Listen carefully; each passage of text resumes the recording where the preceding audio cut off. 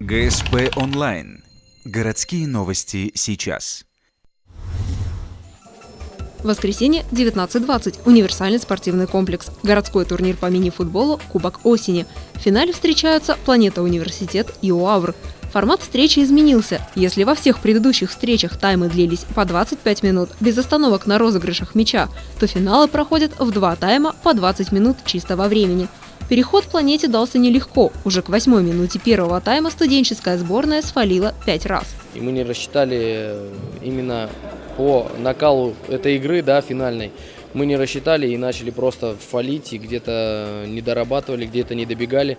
Начало игры, не все включились в игру, только поэтому у нас были фолы. Чтобы не заработать 10-метровый удар за 6-е нарушение, «Планета» начинает играть осторожней. Этим обстоятельством пользуются игроки УАВР. Александр Богданов берет игру на себя, обыгрывает защитника и простреливает вдоль ворот, где передачу удачно замыкает Сергей Жирихин.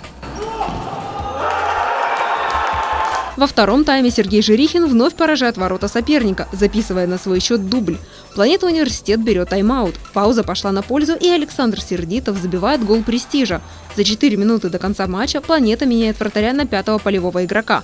Однако это не помогло, и встреча оканчивается победой УАВР. Итоговый счет 2-1. Очень много травм, 20 человек в заявке. Самые стойкие остались на поле. Так что очень доволен мужской честной борьбой. Этот турнир у нас в рамках подготовки к будущим турнирам. Мы готовимся и в Золотую лигу поехать на чемпионат России среди вузов. Это в Петербурге будет проходить. Вот поэтому наша основная цель – это Санкт-Петербург. То, что мы играем в городе, я считаю, что с тем количеством тренировок, которые у нас сейчас есть, мы должны показывать более высокий результат.